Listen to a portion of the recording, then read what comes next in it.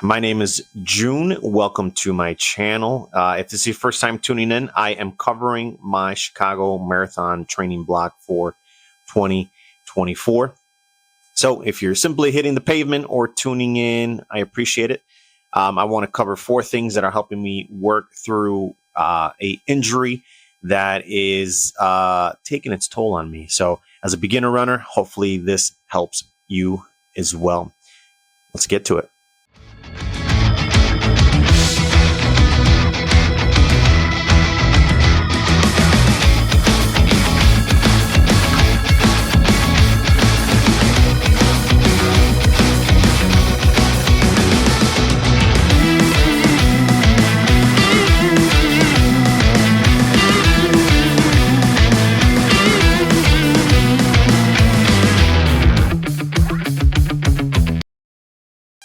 Like I said, this is the Chicago Marathon training block, specifically week 6.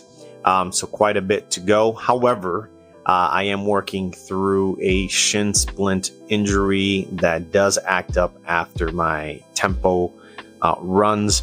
So I wanted to give 4 quick tips on what's helping me, again, as stated, as a beginner runner, and hopefully this can help you. I'm not a coach by any means. I am just a beginner runner that started running back in October 2023.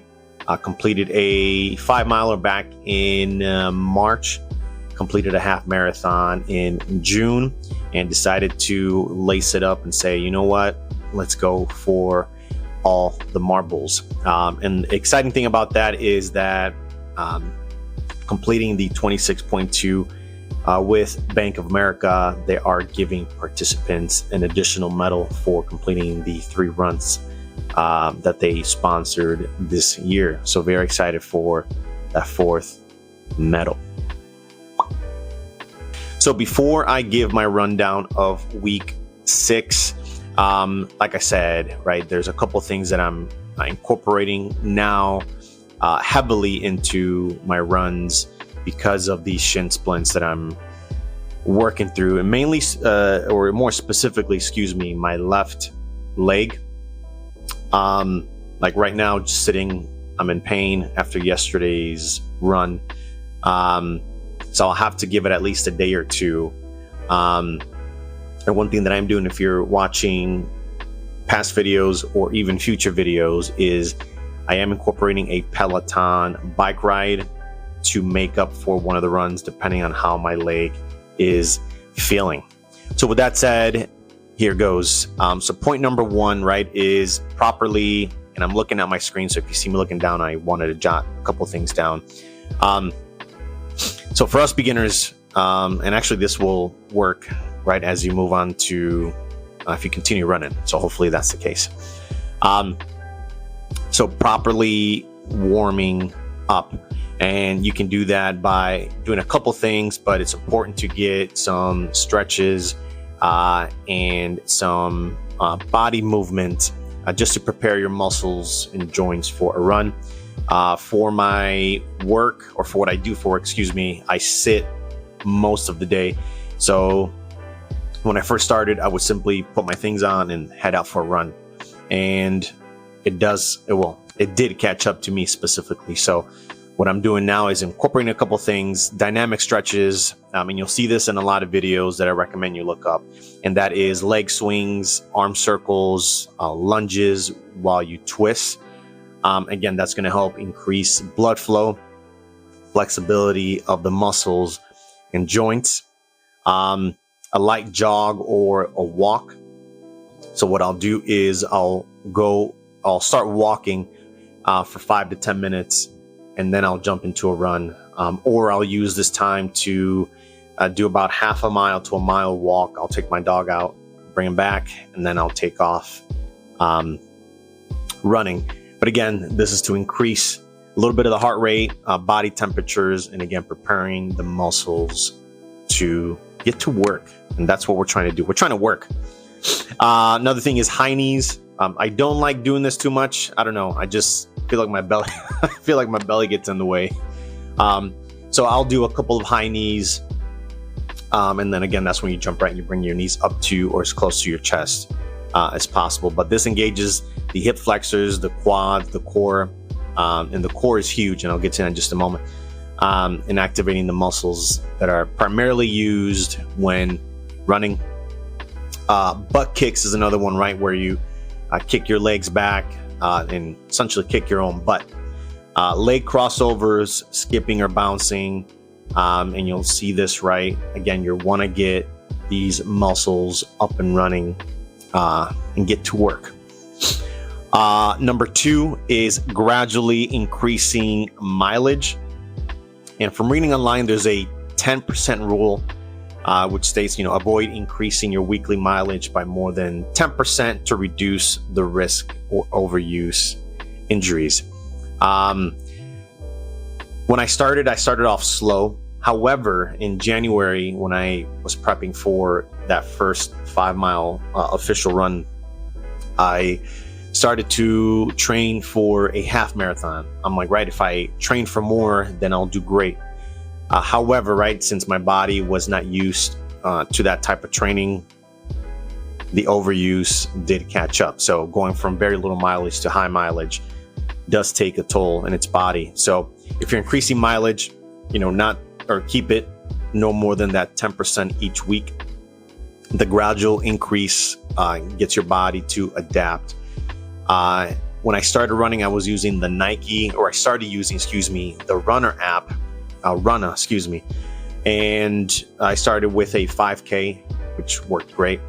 And then I jumped into training with Nike, which is another great free resource. And now training for the Chicago Marathon, I am using, once again, the Runner app. I did subscribe to their monthly program just to get more out of the app and ensure that I am properly using all of my resources. Coros, which I have, Coros, which I have been using for several months now, does have a couple of great workouts that I will implement depending on what happens next after the 26.2. So again, incorporating a cutback week, which the Runner app just did for me, right? Where you're increasing mileage, and then I believe it was called a deload week, where you do less miles that you anticipate. Again, this gives your body a break. So if you're gradually increasing, take a pause and decrease mileage for a week. Spread out the mileage throughout the week. Don't try to cram, I think is the right word, too much into one day. So right now, as I'm training, I'm doing about 25 to 30 miles per week, and that's spread out within 4 to 5 days. And again, that works for me. And from looking at the app, it looks like you can choose how many days you're going to be running, and the app will adjust to that specific run. So right now, 4 to 5 days, depending on how my leg feels, 25 to 30 miles. And that's going to gradually increase as we go into week 7, 8, 9, 10, and moving forward. And including a long run. So a couple easy runs, tempo runs is what I'm doing as well. And then my long runs will vary between Saturday or Sunday. And, I think the least was around 7, and the most that the app will have me do is about 23 miles as we get closer to October. But it's very important to get the body to adjust to the long run.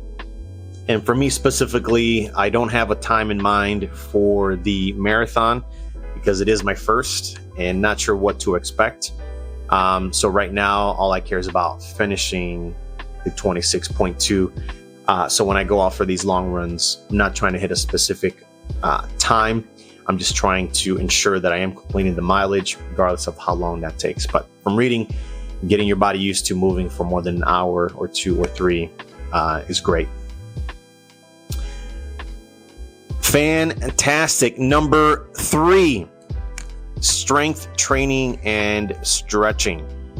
So incorporating strength training and flexibility exercises into routine to support key muscles and maintain a proper balance. I am doing workouts through the Runner app. So they provide 2 days of strength training. However, for the second half of training, so once we get to week 9, my goal is to start a training program that I did last year when I wasn't running, but helped me with my flexibility and gain some muscle as well, and shed some pounds, which I'm trying to do. A great resource that I use is Heather Robertson, who's on YouTube. My wife actually got me into her programs, which worked great. So the first time I did it a couple of years back, I went from 230, I dropped to around 211, 207-ish. I stopped, I went back up to around 220 something. Right now, I'm back down to 210-ish, and my goal is to be in the 190s. So I'll have about 2 months and a half or so at this point to get there. But strength training, right? And focusing on leg muscles, so quads, hamstrings, calves, glutes, core muscles for abs and lower back, hip flexors, upper body, shoulders, arms, upper back, feet, and ankles. So essentially a full body workout. And I've noticed in some of these long runs where my shoulders and upper neck area tend to tense up and they'll get tired. So definitely looking forward to adding some strength training and really building the muscle. Essentially, my goal is to be in the best shape of my life, or since I was 18 or 19, where I was very, very active. And I got the dad. I've done it all. I had that. I had a dad bod. Now I'm trying to lose the dad bod and really be in shape. Not only for myself, but for my family, my daughter, really getting out there. And God willing, I live many more years. The time is now to really adapt to that lifestyle or change of being in shape. Or as some people call it, that hybrid athlete, where I am running, working out, eating right. And that's the goal, right? To be better for myself. And number 4 is listening to your body. And I've mentioned this before. There's a difference between pain and soreness. So, right, I'm sore. My legs, my thighs and glutes are sore from a workout, and I know the difference. However, my shin splints, that pain can be unbearable at times. So there's definitely a difference there. And what I mean by listening to your body is, at least for me, I don't try to force something if it's already in pain. That's just going to cause more damage. So taking a step back, resting, or finding other ways to incorporate the cardio, which the Peloton comes into use. From reading, there is a 3-1 ratio. So 1 mile running is equivalent to about 3 miles on the bike. So, right, if I have a 4 or 5 mile run, right, I'm tripling that to about 15-mile bike ride. Resting is huge. So on my rest days, really resting, right, no physical work, continue to eat right. And hopefully, fingers crossed, this will be sufficient enough to get me across that finish line in October 2024. There you have it. 4 things to incorporate as a beginner runner, as myself, or such as myself, for the training. All right, so not so great. I was scheduled for 34.8 miles, total miles this week. Completed 22.6. So on Monday, easy run of 6.8. And actually started pretty well this week. Finished at 7.07 miles, average pace 10:16. And that's my easy run. Tuesday, scheduled for a workout, which legs and core, which we completed. Now the run, we were scheduled for 6.8 and with a tempo run, excuse me. And stopped or finished at 5.21 with an average pace of 10:22.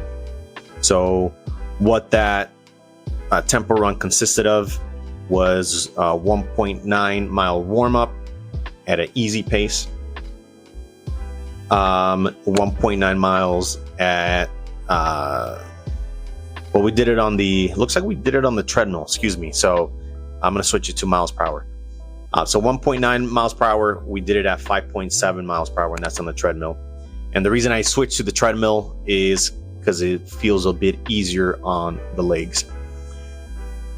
1.9 miles at 6.4 miles per hour with 180-second rest.